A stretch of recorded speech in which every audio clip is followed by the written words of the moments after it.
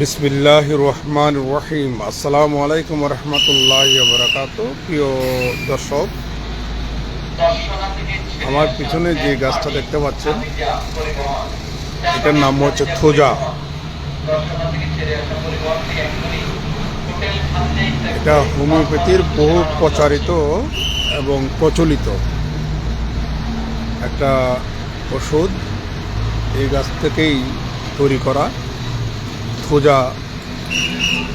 এটি আপনারা জানেন, হোমিওপ্যাথির মধ্যে সব রোগকে 4টা ভাগে বিভক্ত করা হয়েছে। একটা হচ্ছে সাইকোটিক, একটা হচ্ছে সোরা, আর একটা হচ্ছে সিফিলিটিক, আর একটা হচ্ছে আপনার টিউবারকুলোসিস। তো সাইকোটিক রোগের জন্য এটা খুব বেশি ইম্পর্টেন্ট একটা ওষুধ।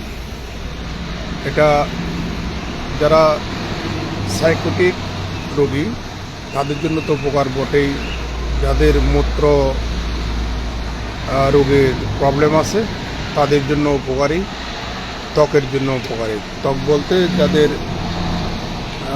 আঁচিল আছে, আঁচিলের জন্য ইম্পর্টেন্ট।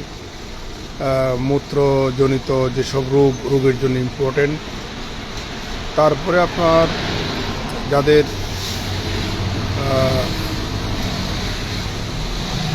পেটের সমস্যার জন্য ইম্পর্টেন্ট। এটা একটা ওষুধ হোমিওপ্যাথি।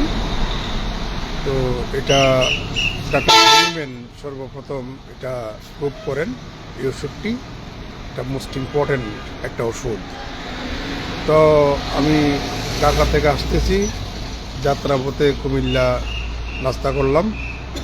এপাকে দেখলাম এই গাছটি সম্পর্কে একটু আমার দর্শক শ্রোতাদেরকে একটু জানিয়ে দিলাম আর কি। এটা হচ্ছে থোজা। আমি আরও স্পষ্ট করে দেখাচ্ছি।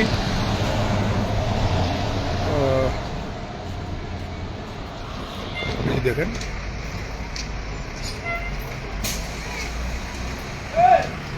তো প্রিয় দর্শক, ভালো থাকবেন, সুস্থ থাকবেন।